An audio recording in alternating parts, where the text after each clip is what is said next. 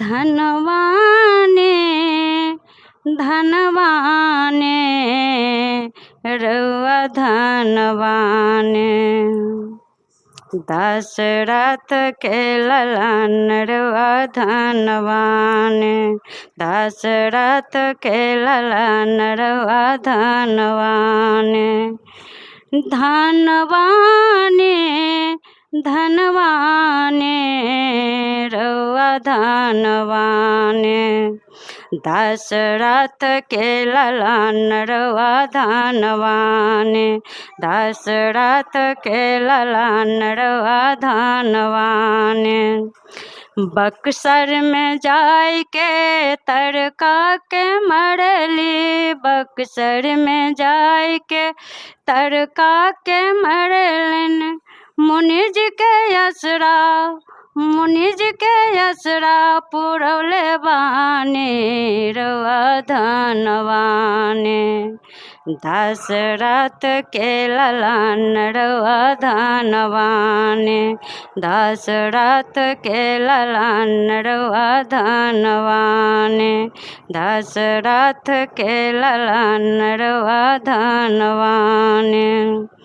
जैते जनकपुर धनुषा के तोड़लन। जैते जनकपुर धनुषा के तोड़लन। सिया जी के मनसा पुरौले बानी रउआ धनवाने।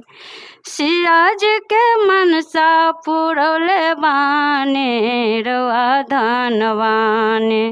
दशरथ के ललन रउआ धनवाने।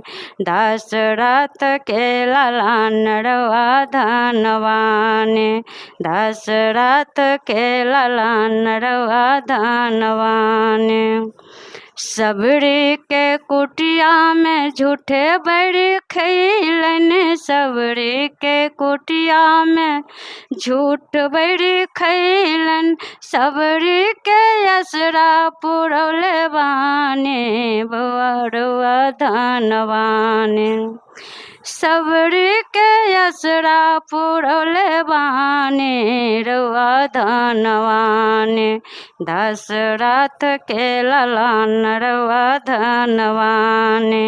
दशरथ के ललन रउआ धनवाने। दशरथ के ललन रउआ धनवाने। लंका में जाय के रावण के मरलन।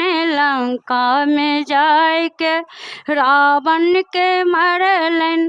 राजे विभीषण दियौले बानी रउआ धनवाने। राजे विभीषण दियौले बानी रउआ धनवाने। दशरथ के ललन रउआ धनवाने। दशरथ के ललन रउआ धनवाने। दशरथ के ललन रउआ धनवाने।